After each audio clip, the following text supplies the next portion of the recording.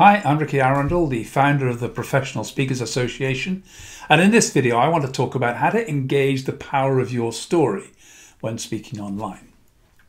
Now, my first foray into speaking online was probably not really speaking online. What I did was to record myself, or somebody recorded me speaking to an audience, and then I used that video up online. It's a really effective way of promoting ourselves as speakers. A couple of years ago I did a TED Talk. And if you're familiar with TED Talks, this has really opened up this whole genre as a major area of entertainment and information online. My TED Talks had about 50,000 views now in 2 years, and it's generated a lot of business. But it's still not really, in my view, speaking online, because I'm still speaking to the audience, and anybody watching that video is sitting on the outside looking in at an event that's taken place. Well, last year, Wendy Keir, who's the founder and host for this entire virtual speaking program, asked me to get involved in a virtual summit. First time I'd been involved with one. And that was an interview. We talked about storytelling for about an hour. And the video, as a result of that interview, was then put up online as part of the content. And that's still available on this Virtual Speaking Pro site. You can go and have a look at that later on. What I'm doing now is really what I refer to as speaking online. It's when I'm speaking to camera. And from a speaker's point of view, it's actually quite a challenge. I found I can speak without any problem to an audience of a couple of hundred, 1,000, even more. That's a comfortable environment. I've got interaction with an audience and things are coming back. Now I'm just speaking in an empty room on my own. It's as if I've suddenly turned talking to yourself into an art form instead of being a mental health problem. But I'm getting used to the whole idea. So what we're going to be looking at here is how to use story.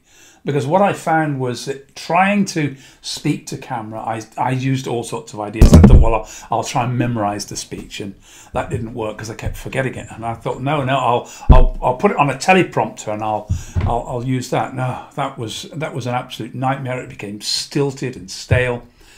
And ultimately, I found that the only way to make this work, to do video effectively, was to use stories. Because stories are easy to remember. I can engage in the story, and that's what I've already been doing, is talking about my experiences and adding bits of my experience, my stories, to create the speech. So that's what we're going to do here. This is just a short introduction, about 20 minutes. After that, there are going to be 6 webinars, and at the end of this video, I'll talk a little bit about the content of those 6 webinars that are going to take place for anyone who joins the site. So, what are you going to learn in this particular video? Well, I'm going to look at why your story is important and just look at some of the important parts of that, and we'll keep looking at that as we go through. Most important thing I want you to get out of this is, how do you identify your best stories? How do you choose the right story for your presentation? How do you make that story compelling and persuasive? We'll look a little bit at that. I also want to pick up on 3 big mistakes that I see people making in using their story and try and help you to avoid those.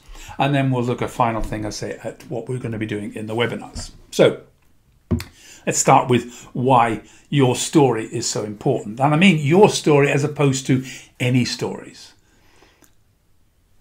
I do a lot of public speaking training, and I've had a lot of people come on courses and they say to me, oh, nothing really interesting's happened in my life. I haven't got any really good stories. The fact is, we have. Our goal as speakers is to change behavior.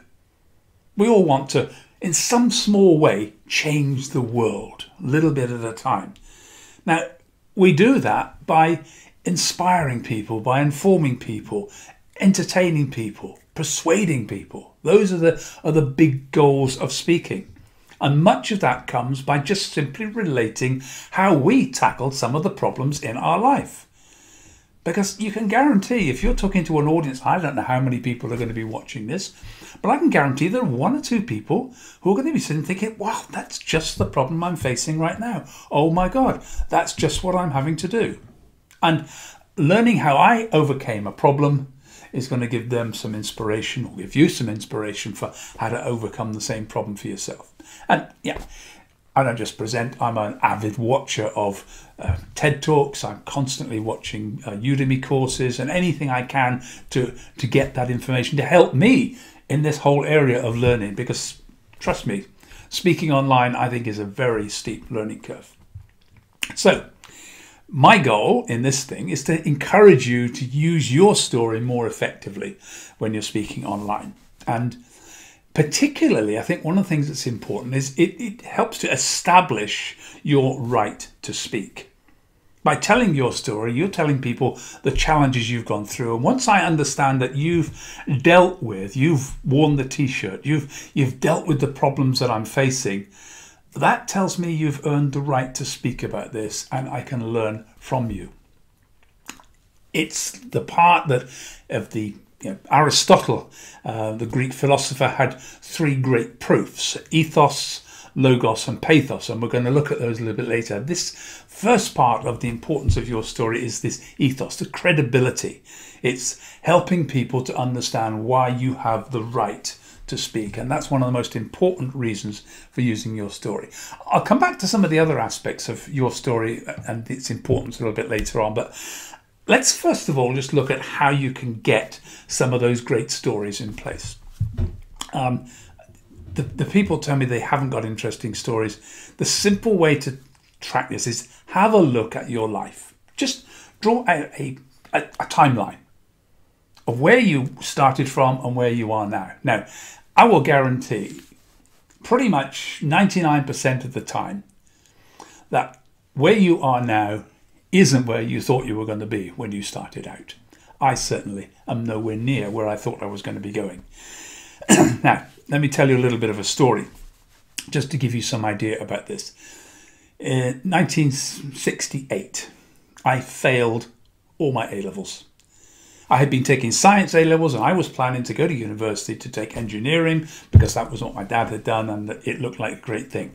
Engineering just wasn't the right thing for me. So I'm back in September 68, sitting on the steps of the college, wondering what I was going to do next. My dad had agreed that I could actually go to college for another year, and I thought I'll take social sciences. So I'm sitting here chatting to a friend of mine, and he said, why don't you get involved in doing the college play this year? We're doing Julius Caesar. I thought, oh, do I really want some Shakespeare? And just at that moment, this gorgeous girl walked past who I really fancied. And I made a comment about it, and he said, well, there's a good reason for doing the college play. I said, why? He said, she's in the drama group. So, a week later, I auditioned. I got a part, not just a part or any part. I got the part of Mark Antony, one of the biggest parts in the play. But the director pulled me aside. He said, okay, I'm going to give you the part, but it comes with a condition. You have got to take some of the drama classes to make sure that you're good enough to pull this off. So off I went to have a look at the drama course, and I thought, oh, go for it. I enrolled for the entire drama course. That was the best decision I've ever made. I loved that course. I passed it at the end of the year. And I'll be honest, if it hadn't been for that little conversation with my friend Alan on the steps of the college, I probably wouldn't be sitting here today talking to you about storytelling. That decision completely changed the course of my life and has affected everything I've done ever since. So, have a look at your life. Little tiny things push you into different directions. So what you're looking for is, at what points did your life start to take off in a new direction? It might be a big mistake you made that you learnt from, just a basic lesson in life. There are times when I've attended a conference and I've come out a different person. I had a car crash. My life completely changed as a result of it. I met people along the way whose influence on me absolutely and totally directed me, took me off in a completely new direction. All through my life, there are times when I can see my life went off in different directions. Those are the learning points. The mistakes, the passions, the adventures, the successes, the people. Have a look at your life and write down a timeline of everything. Write it out and look for what's happening. What was the lesson you learned? And what could you teach other people by telling that story? So that's your best stories. And you get to build up a huge library of them. Now what do we do with them? Well, When it comes to putting your speech together, you've now got to try and pick the stories. And what's important now is you pick the right story to get the message across. If you tell a story just because it's a funny, interesting story, but isn't really relevant to the point you want to make, you'll lose your audience. They'll be sitting there thinking, well, so what?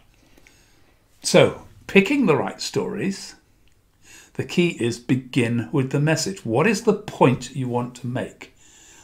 And when you're speaking and using your story in speaking, only one point at a time. You can't have multiple messages out of a story. There may be multiple messages. You may be able to use that story in 2 or 3 different ways. But for a particular speech at a particular time, you have to focus on one message you want to come across. And if it becomes a signature story, and by signature story I mean a story that you become renowned for, the kind of story where people say, oh, you are going to tell that story. I have a big signature story about being subjected to a horrible hate crime for a period of about a month. And that story is all about treating people with dignity and respect. And that's the focus of the story. And I use it all the time. It gets told in different ways, sometimes shorter, sometimes longer, but always the message is treat people with dignity and respect. And that's become my signature story. It's the one I use in all of my diversity presentations. So they must be relevant. And it's also good to grab attention. You remember I told you the story about what happened at college. In 1968, I failed all my A-levels. Oh my God, what happened next? So what I'm trying to do is start that story into the action, not the build-up, just boom, we have a problem. How am I going to overcome the problem? The great art of storytelling, if you look at the big movies and everything else, great movies start in the middle of the action. And what you're also looking for is the protagonist. Now, in the case of your story, you are the protagonist. You're the hero. The hero wants something, has difficulty getting it. So you're going into this story and thinking, right, what is the problem? What is the obstacle? What is the challenge I'm having to face? And you need to set that up fairly quickly so people think, whoa, understand that. And sometimes we're dealing stories which are only a minute or 2 long. So grab attention, involve the emotions. You want people on your side. Aristotle again has this wonderful idea, pity, fear, catharsis, the 3 elements. And 90% of all stories, all movies, all books use that basic formula. The Act 1, Act 2, Act 3 formula, pity, fear, catharsis. And in the webinars, I'm going to be looking in that in a lot more detail to see how you can structure your story more effectively. And finally, the most important thing about choosing the right story is it has to end with a call to action. What is it that you want people to do as a result of having heard your story? So let's just have a little look at making stories compelling and why stories are so powerful. One of the TED Talks that Carmine Gallo, an author, has analysed in detail is a story, or a TED Talk delivered by Brian Stevenson. Now this talk, Brian Stevenson is a social justice lawyer, and you wouldn't expect a social justice lawyer to necessarily deliver a most powerful speech, but he did. The speech was so powerful that at the end of the TED conference, the audience, the participants in that conference, invested $1 million in his social enterprise. Now, Carmine Gallo had a look at that and tried to analyse it. And he said, when you look at Aristotle's 3 proofs, the ethos, logos, pathos, ethos is about credibility. Logos is all about logic and facts. And from business type point of view, that's what we tend to focus presentations on. We think it's all going to be about the logic, it's all about the facts, it's about the figures. And you wouldn't expect a lawyer to be dealing with pathos, which is all about emotion. But actually, when you analyse it, 10% of Stevenson's talk was about building up his credibility. 25% was about the facts, about the inequalities around, but a full 65% was about emotion, and that emotion came out of personal stories that Brian told about his life growing up and understanding the inequality of life. Now, Jennifer Aker, a professor at Stanford University, and talks in some of her talks about some research done where a group of college students were asked to deliver a 60-second pitch. Now, when they analysed the talks afterwards, they said it was very interesting. At the end of the talks, all of the college students were asked to write down what they recalled from those pitches. They said in the pitches, on average, the students used 2.5 facts in a 60-second pitch. Only 1 out of every 10 of the students engaged people by using a story. When they analysed the results of the students' recall, only 5% had remembered any facts at all from those talks, and yet a full 63% had remembered the stories. That research showed that we remember 22 times more if it's a story than if it's facts and logic. Now, there's another bit of research that's been done at Princeton University by Yuri Hassan, and he was investigating the connection between the storyteller and the listener. So what he did was to get storytellers into an MRI unit and do an MRI scan on them while they were telling a story. The recording of that story was then played back to students who also sat in the MRI scan, and they looked at the brain activity of the students and compared it to the storyteller. And what they identified was a thing called neural coupling. If the student understood the story, the brain pattern of the listener and the storyteller matched completely. It's like the storyteller was able to take their emotional feelings and plug it in so that the listener felt the same emotions that the storyteller was feeling while telling the story. That's the power you have when you tell an emotional story. And just think for a minute about the big success of someone like Susan Jeffers, whose story basically about surviving cancer has inspired millions and millions, not just of women, but millions and millions of people to fight cancer and to overcome it, simply by telling and marketing her personal story. So our brains, it seems, are wired for story. For thousands of years, the only way knowledge passed around was by story. The whole Bible is based upon stories being told. But in using stories, there are 3 areas I think you've got to be careful of. These are the 3 big mistakes I think you must avoid. The first one is plagiarism. The key to being a successful speaker is original material. I sat at a conference once, and a quite well-known speaker got up, and about halfway into his speech, he suddenly started telling a story, which he was claiming was about his life. Well, immediately I recognised it. It was the signature story of the late, great Norman Vincent Peale. It's a story I know off by heart. And so when he started to tell that story as if it was his own, I immediately was turned off. I actually watched as other people stood up and left.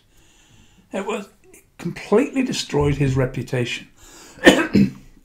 You cannot use other people's stories. I can refer to people. I've told you about Jennifer Aker. I've told you about Yuri Hassan. That's research they've done. I've credited them what it is. But that, in my view, is just facts and figures. That's logic. That's information I'm passing. I'm not telling their story.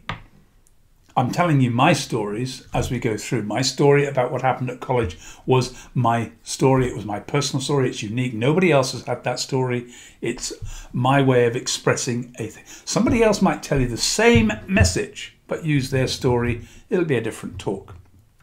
So don't use other people's stories. Incidentally, if you're a professional speaker, it's against the code of ethics for professional speaking. Just avoid using other people's stories. The second thing is overselling yourself, being inauthentic.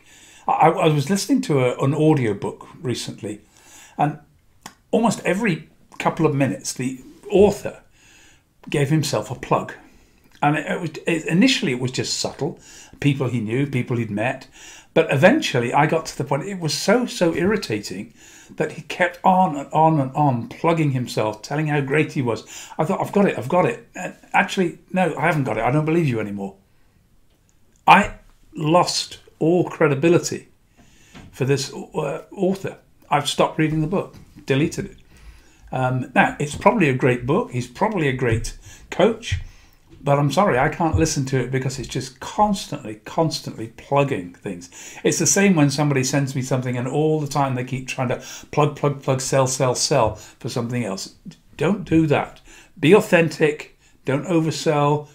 Establish your credibility and get on with your stories. Get your messages across. People want to learn from you. And finally, lack of confidentiality. Through life, we learn things. We come across things which are really important. Now, I work in the field of diversity. I work a lot with transgender people. And often I come across people who talk to me on a one-to-one basis, but they don't want the whole world to know. They may not even want the world to know that they're transgender. So if I disclose them as being transgender or gay or having some disability that they told me about, that's wrong. I'm creating a real problem for their life. I delivered a talk once, and I'd learnt that a trans woman had gone to work and found that 40 members of staff had signed a petition to get her, basically to prevent her from using the toilets in the workplace. Now, in this country, in the UK, that's illegal. In America, they actually got laws to stop people from doing it, which I'm not very happy with. But I told this story and I had it, as a case study in one of my workshops. And one day, somebody put their hand up and said, "Excuse me, I'd just like to say I am the person that you're talking about in this case study." Well, I wish the floor could swallow me up. I hadn't asked permission. As it was, she was actually happy with it and worked with us later on. But it's really important. Get permission to use stories. Make sure there is no problem, and don't relate stories that are identifiable. If it is going to identify someone and they don't want to be identified, change the story in such a way that they're completely unrecognizable. So there's 3 things to avoid: plagiarism, inauthenticity, lack of confidentiality. Just watch those in your story. So that's why I'm going to bring this to an end. Build a library of stories. That's the first thing. Draw your timeline, pick up the stories, start picking up those stories that changed your life, the obstacles you overcome, the new directions, the things that have happened. Write out the timeline, look for those life lessons and the people that changed it. Start with a point. Start with a message. Look at ways to get your stories to start with grabbing attention, engage the emotions. Pity, fear, catharsis. Remember that. Get them on your side, empathy, then get worried about the big obstacle, and then find how you resolve the case. Finish with a call to action. Now, after this course, we're going to be looking at this in more detail. I'm only really just scratched the surface today. So there are going to be 6 webinars to follow this. Very, very simple webinars. The first one, I'm going to look at my pep talk formula: passion, experience, purpose and performance. The 4 elements that make up a great speech, and we'll see how storytelling dovetails into that formula. We're then going to look at how to make stories unique and more about where to find stories, finding stories from observation, modifying stories you hear, changing stories from one genre and moving them into all sorts of ways in which you can manipulate stories and create stories as well as your own. We're going to look at how to structure compelling stories using that pity, fear, catharsis approach.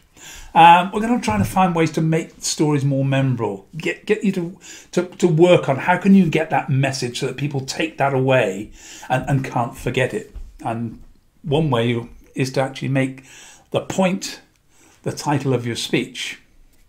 And finally, well, no, not quite finally, inform, inspire, persuade, entertain, the 4 objectives of a speech. We're going to look at those and how that works and how you can use that within great speeches. And finally, I'm going to look at performance. Don't deliver it, perform it. How can you use character, use various different ways, use some acting skills to make that story come alive a little bit more.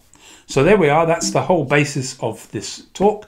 I hope you've enjoyed it, and I look forward to seeing you in the webinars in the future. Bye for now.